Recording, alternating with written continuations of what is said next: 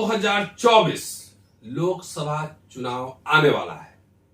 उसके पहले मध्य प्रदेश, तेलंगाना, छत्तीसगढ़, राजस्थान में विधानसभा चुनाव होने वाले हैं।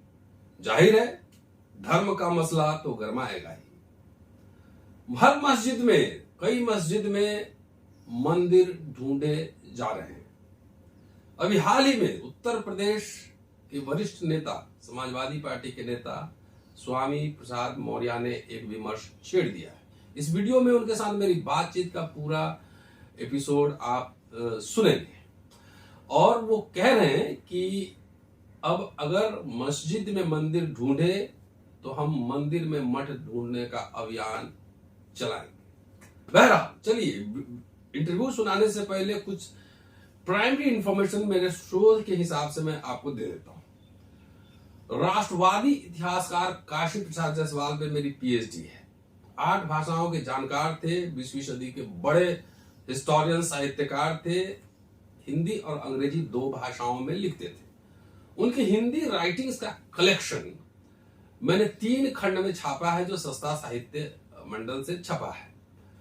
पहले वॉल्यूम में एक है श्री रामेश्वर धाम, जो सरस्वती में छपा था और उसमें रामेश्वर धाम के बारे में इंफॉर्मेशन दे रहे हैं। पहले सुनिए वो क्या इंफॉर्मेशन था। उसके बाद 2017 और 2018 में बौद्ध मठों को लेकर मैंने 2 पोस्ट लिखे थे, वो पोस्ट भी आपको सुनाऊंगा। उसके बाद मौर्य साहब के साथ हमारी बातचीत आप सुन सकेंगे।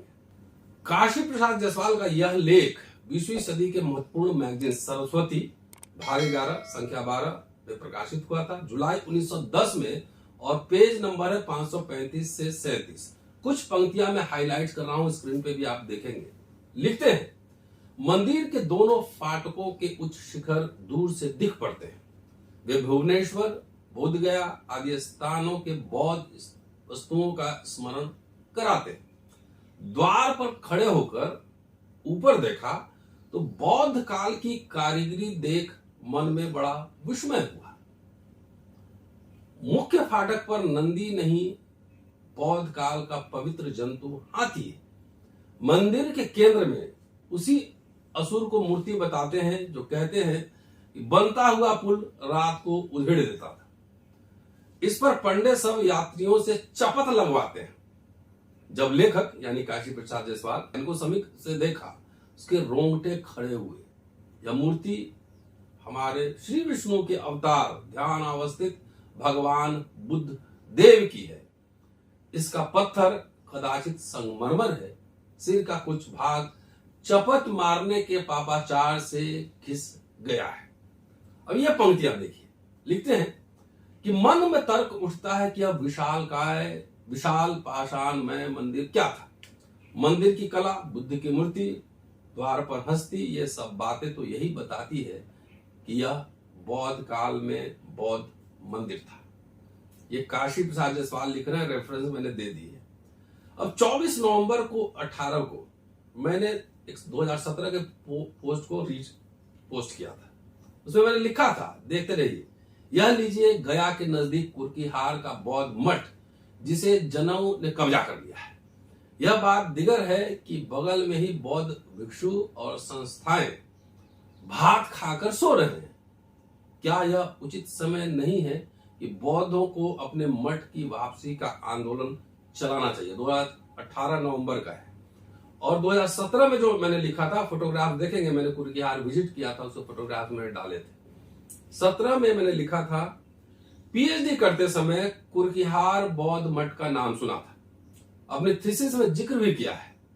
यहाँ की खुदाई में काफी संख्या में बौद्ध मूर्ति और अन्य वस्तुएं मिली हैं, जिसे काशी प्रसाद जायसवाल पटना म्यूजियम लेकर गए थे। वहां आज भी उसे देखा जा सकता है।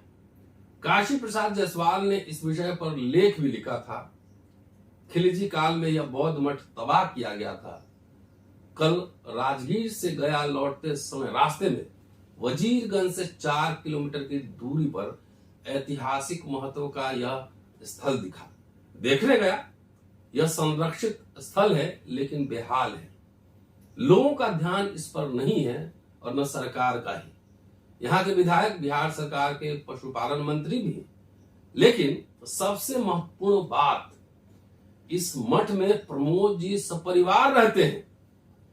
मुख्य कमरे में राम जी स्थापित हैं और बाहर हनुमान जी पहरा दे रहे हैं। What A amazing transformation of A Buddhist monastery. पूरे क्षेत्र में ऐसे अनेक बौद्ध स्थल मिलेंगे जहां ब्राह्मणों ने कब्जा कर लिया है। प्रमोद जी ने बताया कि उन्हीं के गांव में ऐसे कई मूर्तियां हैं जिसे लोग हिंदू देवता समझकर पूजते हैं। ये 13 फरवरी 2017 को मैंने लिखा था। जो फोटोग्राफ देख रहे हैं वो फोटोग्राफ के बारे में बताऊंगा, लेकिन वाकई अगर ये मामला बढ़ा तो ये हो सकता है कि बौद्ध मंदिर मठ के वापसी का भी आंदोलन का शक्ल ले ले, क्योंकि हजारों ऐसे मंदिर हैं जो बौद्ध मंदिर है जिसपे कब्जा किया गया है। इवन जगन्नाथ टेम्पल भी उसमें से आता है। बहरहाल फोटो में आपको दिखा रहा हूं। कई बौद्धिक रूप से कंगाल लोग मेरे कई फोटोग्राफ्स सोशल मीडिया पे वायरल करते हैं कि मंदिर के सामने खड़ा हूं, पुजारी के पास खड़ा हूं, कश्मीर में मंदिर पे खड़ा हूं, कभी गया में खड़ा हूं, कभी कहीं खड़ा हूं। लेकिन इन बौद्धिक कंगालों को यह पता नहीं कि मैं स्टूडेंट हिस्ट्री का हूं। मैं जाता हूं तो मेरी खोजी जो पत्रकारिता होती, खोजी जो शोध होता है, जाकर अंदर देखते हैं आर्ट आर्किटेक्चर कैसा है, क्या है। इसलिए मुझे मंदिर में भी जाता हूं, चर्च में भी जाता हूं और मैं मस्जिद में भी जाता हूं। कोई भी बौद्धिक भिखारी एक भी फोटोग्राफ दिखा दे जिसमें मैं पूजा कर रहा हूं, कर्मकांड कर रहा हूं, यज्ञ कह रहा हूं, तो बात बनती है। इतिहास के छात्र होने के नाते आर्ट, क्राफ्ट, कला, शिल्प, मूर्ति कला, स्थापत्य कला, ये सब हमारा विषय है जिसे पढ़ना पड़ता है। काशी प्रसाद जायसवाल ने आर्ट और स्कल्पचर पे दर्जनों लेख लिखे हैं, जो मैंने अपनी मेन किताब काशी प्रसाद जायसवाल में उसका रेफरेंस दिया है। इसलिए कुछ लिखने से पहले 10 रुपए का नेट बर्बाद मत कीजिए। पहले सोचिए कि आखिर आदमी वहां खड़ा होकर कर क्या रहा है।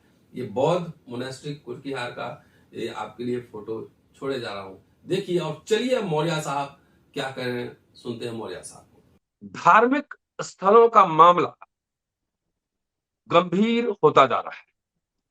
जगह जगह मस्जिद में मंदिर ढूंढे जा रहे हैं और जहां तक मुझे याद है 1991 में सुप्रीम कोर्ट के एक निर्णय में ये मामला सेटल हो गया था कि जहां जिसका पोजीशन है वो रहेगा। लेकिन बीजेपी जब से सत्ता में आई है और राइट विंग पॉलिटिक्स का इमर्जेंस हुआ है, खास तौर से उत्तर प्रदेश में, वहां पर जो है हर मस्जिद में अब मंदिर ढूंढे जा रहे हैं। लेकिन वाकई अगर वो मंदिर था तो मंदिर के पहले क्या था? सैकड़ों एग्जाम्पल इस देश में दिए जा सकते हैं। मेरा शोध केपी जायसवाल पर मैं बताऊंगा और उसके बारे में क्या उन्होंने लिखा था। हर जगह आप जाकर देखेंगे तो बुद्ध की मूर्तियां मिलेंगी, बुद्धिस्ट स्ट्रक्चर मिलेंगे, लेकिन वहां मंदिर है। कुर्कीहार एक ऐसा ही जगह है, गया के पास में, वहां गया। बहरहाल आज इस एपिसोड में हमारे साथ स्वामी प्रसाद मौर्य हैं। उत्तर भारत के जितने दलित बहुजन नेता हैं वो धार्मिक मामलों में हाथ डालने से बचते हैं, लेकिन वरिष्ठ नेता होने के बावजूद, पूर्व मंत्री होने के बावजूद और अभी सपा में बड़े नेता हैं। कांशीराम जी के साथ पॉलिटिकल ट्रेनिंग है, लगातार ताबड़तोड़ अपनी बात रख रहे हैं और इसके लिए उनको धमकियां भी मिलती है, कई बार सुपारी दी जाती है, लेकिन मौर्य साहब डटे हुए हैं। तो स्वागत है सर अम्बेडकर नामा में जी। बहुत बहुत धन्यवाद, बहुत बहुत धन्यवाद प्रोफेसर। क्या मामला है फिर? आप जो है ना, आपने माहौल गर्म कर दिया है आप जी, बताएं सर। जैसा कि आप जानते हैं कि जब से भारतीय जनता पार्टी सरकार में आई है जी, सांप्रदायिक सौहार्द को तोड़ने में लगातार साजिश के तहत कोई न कोई षड्यंत्र करती रहती है। जब जब चुनाव नजदीक आता है मस्जिद और मंदिर का मामला उठाती है। अभी अभी ज्ञानवापी मस्जिद का मामला ताजा उठाया गया, जिसके पीछे बीजेपी का ही हाथ है। यद्यपि माननीय न्यायपालिका में वो प्रकरण लंबित है, इसलिए उस पर मैं कोई टिप्पणी तो नहीं करना चाहूंगा, लेकिन इतना जरूर है कि अगर एएसआई जांच करती है तो अगर मस्जिद के पहले मंदिर था तो मंदिर के पहले क्या था, जांच वहां तक जानी चाहिए, क्योंकि अनेक इतिहासकारों ने, तमाम ऐतिहासिक साक्ष्यों ने, तमाम विदेशी ऐसे यात्री जो भारत में भिन्न भिन्न समय पर आए हैं, उन सबका मंतव्य लिया जाता है। तो जितने भी हिंदू तीर्थ स्थल बनाए गए हैं, ये सभी पहले बौद्ध मठ थे, और बौद्ध मठों को तोड़ करके हिंदू तीर्थ स्थल बनाए गए हैं, मंदिर बनाए गए हैं। वो चाहे बद्रीनाथ हो, 8वीं शताब्दी तक वो बौद्ध मठ था। उसके बाद आदि शंकराचार्य ने उसको बद्रीनाथ धाम के रूप में, हिंदू तीर्थ स्थल के रूप में स्थापित किया, चाहे केदारनाथ धाम हो। और यद्यपि मेरे पास 1 दर्जन से ज्यादा ऐसे प्रमुख तीर्थ स्थलों के नाम हैं जो पहले बौद्ध तीर्थ स्थल थे, बौद्ध मठ थे, बौद्ध की प्रतिमाएं और मूर्तियां थीं, उसको तोड़ करके हिंदू तीर्थ स्थल में परिवर्तित किया गया। तो स्वाभाविक रूप से यह विवाद कभी अंत नहीं होगा। इसीलिए हमने विवाद को खत्म करने के लिए एक बीच का रास्ता दिया कि 15 अगस्त 1947 के दिन हमारा देश आजाद हुआ। उस आजादी मिलने के दिन जिस भी धार्मिक स्थल की जो यथास्थिति थी, उसे हमें यथावत स्वीकार करना चाहिए, जिससे कि इस प्रकार के विवादों पर रोक लग सके। अन्यथा आज मस्जिद बनाम मंदिर चल रहा है, तो कल मंदिर बनाम बौद्ध मठ भी चलेगा, और अगर मंदिर बनाम बौद्ध मठ चल गया तो विवाद कभी खत्म नहीं होगा। इसलिए मैं कहना चाहूंगा ऐसे धर्म के ठेकेदारों से, जो धर्म के नाम पर सांप्रदायिक सौहार्द तोड़ना चाहते हैं, देश को बांटने की साजिश कर रहे हैं, और साथ ही साथ जो हमारी संस्कृति रही है वसुधैव कुटुंबकम का, उसका हनन करना चाहते हैं। हमारे देश में आम प्रचलन में हर जगह एक लोग आम भाषा में कहावत कहते हैं, हिंदू मुस्लिम सिख ईसाई सब हैं आपस में भाई भाई। तो भाईचारे का कत्लेआम करके ये कौन सा धर्म बनाना चाहते हैं? भाईचारा बनाने के लिए धर्म होता है, इंसानियत को मजबूत करने के लिए धर्म होता है, इंसानियत का कत्लेआम करने के लिए कोई धर्म नहीं होता है। और समाज को बांटने के लिए, भाईचारा को बांटने के लिए, भाईचारा का कत्लेआम करने के लिए कोई धर्म नहीं होता है। तो ऐसे धर्म के ठेकेदारों को कब सद्बुद्धि आएगी कि सही मायने में वो धर्म का आचरण करें, वो खून खराबा से बचें, वो सांप्रदायिक सौहार्द तोड़ने से बचें, सांप्रदायिक सौहार्द स्थापित करने का काम करें, और साथ ही साथ जो भाईचारा है उस भाईचारा को बनाए रखें। इसीलिए हमने तो विकल्प के रूप में एक दृष्टांत दिया कि यदि आप मुस्लिम समाज और हिंदू समाज को बांट के राजनीति की अपनी स्वार्थ सिद्धि करना चाहते हो, तो इस घटिया सोच से बाहर आना चाहिए, बड़ी सोच बनाना चाहिए। जो हिंदू मुस्लिम सिख ईसाई सब आपस में भाई भाई की बात कही गई है, उसका आचरण करना चाहिए। मुंह में राम बगल में छुरी कहने के लिए तो आप कहते हो सबका साथ, सबका विकास, सबका विश्वास, लेकिन फिरका परस्ती के माध्यम से बारी बारी से आप सभी समाज को विनाश की ओर ले जाते हो। मस्जिद और मंदिर के नाम पर हिंदू मुसलमानों में खटास पैदा करते हो, और जब धर्म की ठेकेदारी चलाते हो तो आदिवासियों को, दलितों को, पिछड़ों को मंदिरों में जाने से अपमानित करते हो।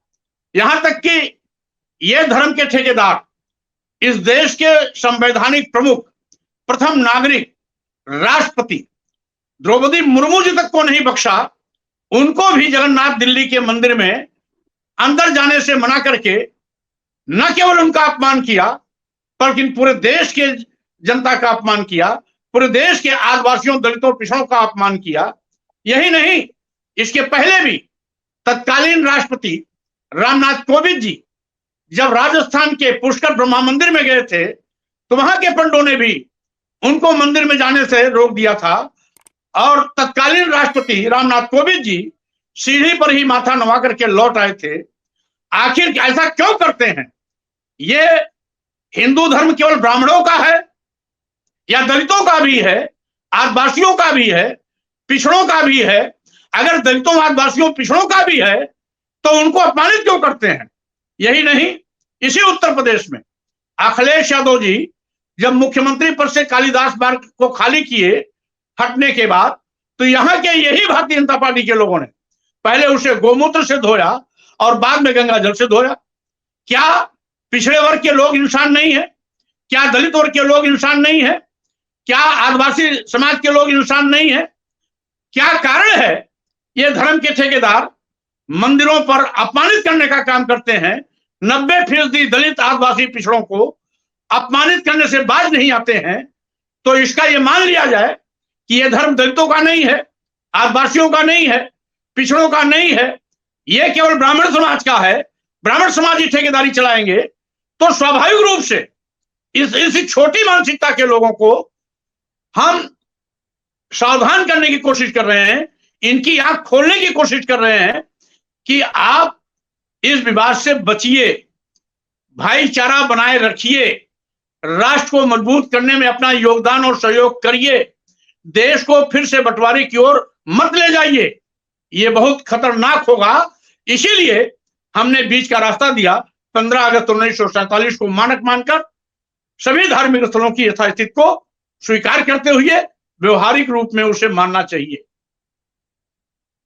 जी, ये जो आप कह रहे हैं कि ये धर्म दलितों का, आदिवासी का, हिंदू पिछड़ों का नहीं है, तो एक तरीके से आप इन सब से अपील कर रहे हैं कि हिंदू धर्म छोड़ दो। अगर अखिलेश जी का अपमान हुआ तो अखिलेश जी को उस धर्म में क्या दिलचस्पी होनी चाहिए? ये मेरी अपील इस बात के लिए नहीं है, बल्कि ऐसे धर्म के ठेकेदार जो धर्म के नाम पर इस देश के आदिवासियों, दलितों, पिछड़ों को निरंतर अपमानित करते रहते हैं, घटिया सोच के साथ कभी उनको नीच कहते हैं, कभी अधम कहते हैं, कभी उनको अपमानित करने का कोई न कोई नायाब तरीका निकालते हैं और साथ ही साथ उनके साथ हमेशा अमानुषिक व्यवहार करते हैं। तो इस प्रकार की गलत परंपरा से उनको मैं सावधान कर रहा हूं। तो वहां रहे कि क्यों लोग? सवाल तो यही है ना कि जब इतना अपमानित हो रहे हैं, 21वीं सदी में मंगल पे जा रहे हैं, चंद्रयान 3 छोड़ रहे हैं और यहाँ सर पे पेशाब कर दे रहा है, तो ऐसे में रहने की क्या जरूरत? नहीं, स्वाभाविक रूप से जिस प्रकार की परिस्थितियां बना रहे हैं वो दिन दूर नहीं जब सामूहिक रूप में इस प्रकार के लोग निर्णय ले सकते हैं। पहले भी होता रहा है। आप जानते हैं कि हिंदू धर्म की इन्हीं कमियों के नाते कभी महावीर स्वामी ने जैन धर्म चलाया, कभी बौद्ध धर्म चला, कभी सिख धर्म चला। इस देश में जितने भी मुस्लिम हैं वो बाहर के नहीं आए, इसी हिंदू धर्म को छोड़ करके इस्लाम धर्म कबूल किए थे। इस देश में जितने ईसाई हैं वो इंग्लैंड से नहीं आए, तो सारे के सारे यहीं के दलित, आदिवासी, पिछड़े समाज के लोग परिस्थितियों बस ईसाई धर्म कबूल किए। तो स्वाभाविक रूप से इसके बावजूद हिंदू धर्म के ठेकेदार अपनी इन कमियों का आकलन नहीं करना चाहते। तो स्वाभाविक रूप से यदि हिंदू धर्मावलंबियों के मुताबिक बहुत पुराना है, सनातन है, तो देश के बाहर क्यों नहीं गया? आज भी बौद्ध धर्म देश के दुनिया के 52 देशों में है, लेकिन भारत में ही सिमट के क्यों रह गया? और यही नहीं, इसी धर्म को छोड़ करके तमाम धर्मों का इजाद भी हुआ और यहां तक कि दूसरे धर्म में जो लोग गए भी वो भी हिंदू धर्म ही छोड़ के गए हैं। तो हम तो इनको इंगित कर रहे हैं कि समय रहते सावधान हो जाओ, अन्यथा आप जिसको धर्म कहते हो उसका कहीं अता पता नहीं चलेगा।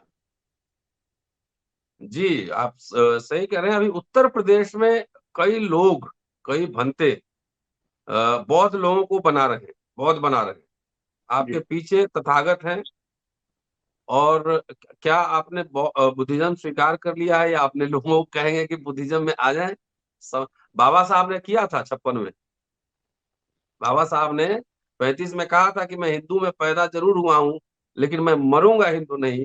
और 56 में उन्होंने धर्मांतर कर लिया, देखिए, सामूहिक। मैं 1980 में विश्वविद्यालय छोड़ा हूं। जी 81 से बौद्ध धर्म के दर्शन पर चलता हूं।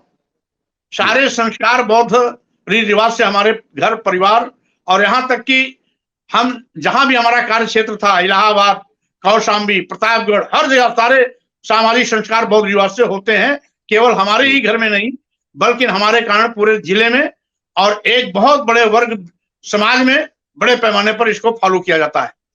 जी इसलिए हम तो पहले से उस रास्ते का अनुसरण कर रहे हैं।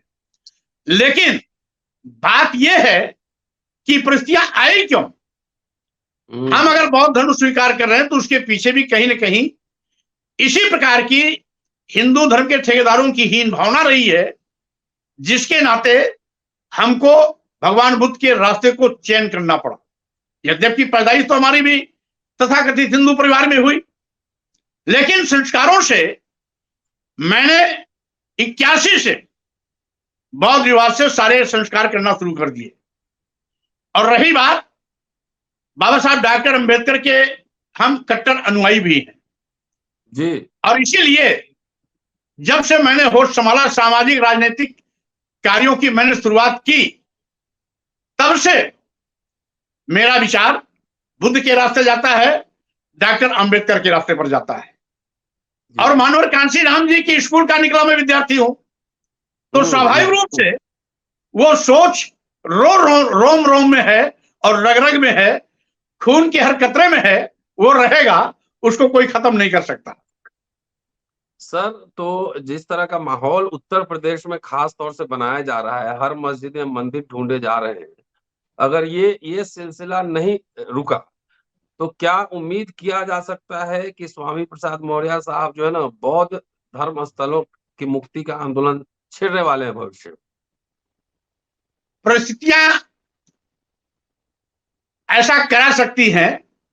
हम्म अभी तो मैं विवाद को रोकने की कोशिश में लगा हूं। जी मस्जिद में मंदिर खोजेंगे तो लोग मंदिर में बौद्ध मठ भी खोजना शुरू कर देंगे। इसलिए ऐसे फिरका प्रस्तावों को मैं अभी सावधान कर रहा हूं कि अपने लिए आप आ बैल मुझे मार, इस प्रकार का न्योता हम्म मत दीजिए। हम्म सर, एक आखिरी सवाल। जी आप राजनीति में हैं, और राजनीति में कई तरह के दाव पेच समझौते सब होते रहते हैं। और हिंदी पट्टी में उत्तर भारत में ज्यादातर दलित पिछड़े समुदाय के नेता, वो सांस्कृतिक रूप से जो हिंदू फोल्ड है, जो ब्राह्मणिकल फोल्ड है, उसी के अंदर ही राजनीति तलाश करने की कोशिश करते हैं। और सबको सुखी देखना चाहते हैं, सबको सबको एकदम ठीक ठाक हो जाए। जी। ऐसी स्थिति में आप इतना मुखर होकर बोलते हैं, हम्म। क्या पार्टी की तरफ से कोई प्रेशर, कोई दबाव अखिलेश जी ने कभी कुछ आपसे कहा हो, कुछ इस तरह का है? बहरहाल प्रोफेसर साहब, आज तक ऐसी कभी नौबत नहीं आई। जी और भगवान बुद्ध का दर्शन भी सबकी खुशी के लिए होता है। जी सब्बे हो तो खे मिनो, यह कामना इसीलिए की गई है कि सभी खुशी, सभी सुखी रहे, सभी का कल्याण हो। ये भगवान बुद्ध ने भी ऐसा दर्शन दिया था। तो स्वाभाविक रूप से हम भी सबका भला ही चाहते हैं। और अगर अगर सबका भला नहीं चाहते तो 15 अगस्त 1947 के धार्मिक स्थलों की यथास्थिति को स्वीकार करने के लिए मैं अपील नहीं करता। जी जी जी चलिए, शुक्रिया सर। और ये दोस्तों स्वामी प्रसाद मौर्य साहब हैं, बहुत ही दबंग धाकड़ वक्ता हैं, नेता हैं। और आज ये समझ लीजिए कि अगर ये फिरका परस्त ताकतें हर मस्जिद में मंदिर ढूंढना नहीं बंद किया, तो भविष्य में आप ये भी देख सकते हैं कि स्वामी प्रसाद मौर्य साहब बौद्ध मुक्ति, बौद्ध मठ मुक्ति का आंदोलन भी चला सकते हैं। सोचिए उस दिन क्या होगा। पूरा वीडियो देखिए, शेयर और सब्सक्राइब करते रहिए। जल्दी मिलता हूं अगले एपिसोड में, और मौर्या साहब से बीच बीच में मैं बातचीत करता रहूंगा। शुक्रिया सर, जय भीम। बहुत बहुत धन्यवाद, बहुत बहुत धन्यवाद।